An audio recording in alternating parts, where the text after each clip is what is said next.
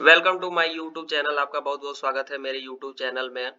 मैं आपको बता दूं कि मैंने स्मार्ट ग्रिड से और ऑटोमेशन एंड रोबोटिक्स से रिलेटेड सारे वीडियो बनाए हुए हैं। तो किसी प्रकार का भी कोई भी टॉपिक आपको यूनिवर्सिटी एग्जाम से रिलेटेड या कोई किसी भी प्रकार का टॉपिक देखना है तो मेरे यूट्यूब चैनल पर चले जाएं। और आपसे एक बहुत ही हम्बल रिक्वेस्ट है कि प्लीज मेरा ये चैनल सब्सक्राइब कर दें। अब सीधे पॉइंट पे आते हैं। आज का टॉपिक है अपॉर्चुनिटीज और बैरियर्स क्या है स्मार्ट ग्रिड टेक्नोलॉजी में। इसको हम लोग डिटेल में पढ़ेंगे। इससे पहले मैंने आपको बता दिया कि स्मार्ट ग्रिड टेक्नोलॉजी क्या होते हैं, उसके फायदे क्या है। तो पहला है अपॉर्चुनिटीज। हम लोग देखेंगे the basic research and development and fundamental technology that will move the smart grid forward our first one is integrated communication. सबसे पहले मैंने आपको बताया था कि स्मार्ट ग्रिड में सबसे बड़ा जो फायदा है, सबसे बड़ा जो बेनिफिट है, उसमें इंटीग्रेटेड कम्युनिकेशन होता है और टू वे कम्युनिकेशन ही देयर। जो कंज्यूमर है और जो जनरेट कर रहा है, जहाँ पे जनरेशन हो रहा है इलेक्ट्रिसिटी का, तो दोनों तरफ से एक तरह का कम्युनिकेशन होता है। तो सबसे बड़ा जो अपॉर्चुनिटी है इसमें, पहला वन क्या है, integrated communication to connect components to open architecture for drive real time information and control allowing every part of the grid to both talk and listen at the same time. तो बिल्कुल इसमें क्या होता है कि time to time हर एक समय का आपको एग्जैक्ट डाटा मिलता रहेगा। हर एक पार्ट का, ग्रिड के हर एक पार्ट का आपको हर एक इंफॉर्मेशन जो है मिलता रहेगा, और जिससे हमको ये हेल्प मिलेगी कि हम जो पूरा का पूरा एक तरह से ग्रिड है उसको कंट्रोल कर पाते हैं। राइट। सेकेंड वन क्या है, sensing and measurement technology to support faster and more accurate response such as remote monitoring, time of use pricing and demand side management। तीसरा क्या है, advance components to apply the latest research in superconductivity, storage, power electronics and diagnostics. तो ये opportunities है। अब ये आपको smart grid बनाना होगा तो आपको पहले भी मैंने बताया था कि स्टोरेज की आवश्यकता होती है स्मार्ट ग्रिड में। पावर इलेक्ट्रॉनिक्स और डायग्नोसिस के लिए बहुत सारे रिसर्च करने पड़ेंगे सुपर कंडक्टिविटी पे। तो एडवांस कंपोनेंट्स की एक तरह से जरूरत पड़ती है। तो ये एक बहुत बड़ा एक तरह से अपॉर्चुनिटी है। उसके बाद advance control method to monitor in essential components that enable rapid diagnostics and precise solution appropriate from any event। तो ये थे आपकी अपॉर्चुनिटीज स्मार्ट ग्रिड में। अब बैरियर्स थोड़ा सा देखते हैं कि स्मार्ट ग्रिड में कौन से बैरियर्स आते हैं। तो मैंने यहाँ पे थोड़ा सा क्लासिफाई करके दिखाने की कोशिश की है, तो आप लोग थोड़ा अंत तक थोड़ा सा और सब्र रखे, वीडियो देखे पूरा। चैलेंजेस क्या है, कौन सी टेक्नोलॉजीज है। देखिए, हम लोग जो भी स्मार्ट ग्रिड बनाएंगे उसको उसमें सेल्फ हीलिंग एक्शन होना जरूरी है। राइट, सेल्फ हीलिंग एक्शन होना जरूरी है, लेकिन चैलेंजेस क्या है और ऑब्लिगेशंस क्या है, इन दोनों बेसिस पे हम लोग देखेंगे कि क्या क्या चैलेंजेस है। तो सेल्फ हीलिंग एक्शन में सबसे पहला जो चैलेंज है वो सिक्योरिटी का है। एक्सपोज टू इंटरनेट अटैक, सबसे बड़ी बात इंटरनेट अटैक, साइबर अटैक जिसको बोलते हैं, स्पैम और viruses. Question of national security, आप पूरा का पूरा इंटीग्रेट कर दे रहे हैं, सारा का सारा चीज डिजिटल हो जा रहा है। तो एक बार अगर किसी ने हैकर ने गलती से पूरा का पूरा सिस्टम हैक कर लिया तो पूरे देश में एक तरह से नेशनल सिक्योरिटी तक पे क्वेश्चंस आ जाएंगे, क्योंकि हर एक चीज जो है ऑपरेट हो रही है इलेक्ट्रिसिटी से। तो एक एक सिक्योरिटी बहुत बड़ा एक तरह से चैलेंज है। दूसरा है reliability, failure during natural calamities, system outage and total blackout. Natural calamities किसी तरह का आता है तो उसमें अगर फेलर हो गया तो रिलायबिलिटी पे एक तरह से क्वेश्चन मार्क खड़ा हो जाएगा। System outage and total blackout भी रिलायबिलिटी के लिए एक बहुत बड़े चैलेंज है। तो सेल्फ हीलिंग एक्शन में दो चीजें थे, सिक्योरिटी और रिलायबिलिटी। उसके बाद रिन्यूएबल एनर्जी इंटीग्रेशन। हमने बताया था आपको कि स्मार्ट ग्रिड में हम जितने भी रिन्यूएबल एनर्जी होंगे उसको इंटीग्रेट कर लेते हैं। ठीक है, इंटीग्रेट करके और उसका बहुत सारे जो जनरेटिंग स्टेशन है सबको इंटेलिजेंट वे में इंटीग्रेट करके हम लोग एक स्मार्ट ग्रिड बनाते हैं। लेकिन इसमें चैलेंज क्या है, पहला है solar wind generation, long term and unpredictable intermediate source of energy, unscheduled power flow and dispatch.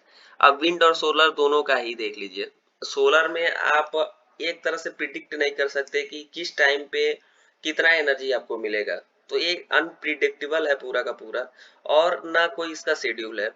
Wind, अगर हवा बहेगी तो हमको विंड एनर्जी मिलेगी, हवा का क्या स्पीड है उस पर डिपेंड करेगा। और सोलर में रात में आपको बिजली नहीं मिलेगी, रात में आप पावर जनरेशन नहीं कर पाएंगे, या फिर क्लाउडी मौसम है, या क्या किस बेसिकली हॉरिजॉन पे या कहाँ पे आप रहते हैं, कैसा क्लाइमेट है उस पर भी डिपेंड करेगा।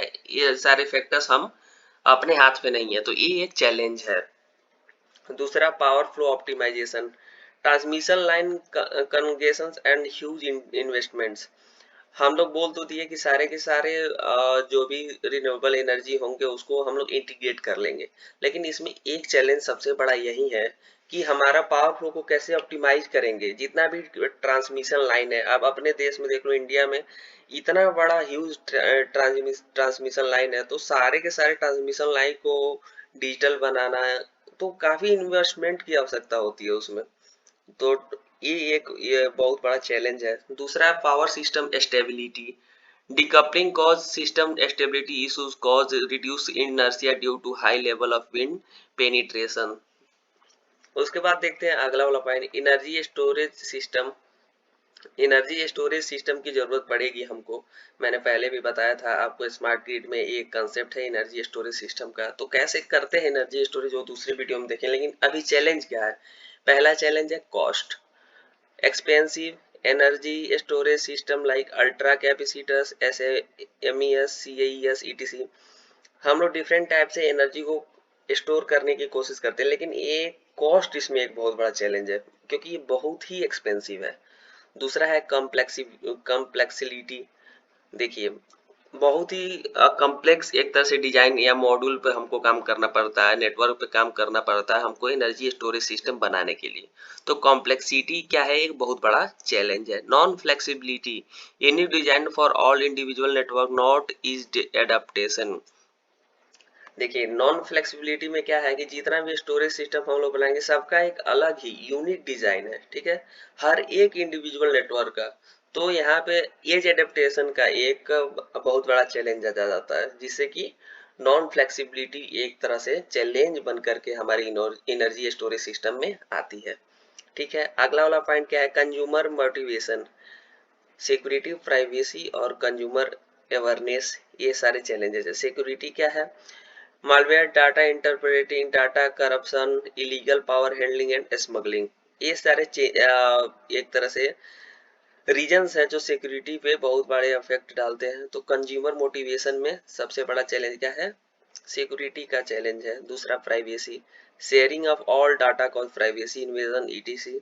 जब भी हम डाटा शेयर करते हैं, लाइक अभी आपने बहुत बार सुना होगा कि डाटा शेयरिंग के लिए लेकर के काफी ज्यादा विवाद है। आपसे ज्यादा चीजें आप कब कहाँ गए आपको भले याद हो या ना हो, लेकिन गूगल याद है कि आप इस टाइम पे यहाँ पे गए थे। तो प्राइवेसी एक बहुत बड़ा फैक्टर बन के आता है, जो कंज्यूमर मोटिवेशन को एक तरह से कम करता है। तो ये एक बहुत बड़ा फैक्टर होने वाला है। उसके बाद consumer awareness, corruption and system threats like security and privacy issues. तो ये सारे के सारे क्या थे, एक तरह से स्मार्ट ग्रिड टेक्नोलॉजी में चैलेंज थे जो हमने अभी तक देखा है। उसके बाद एक अगला पॉइंट हम लोग देख लेते हैं, रिलायबिलिटी, ग्रिड ऑटोमेशन, ग्रिड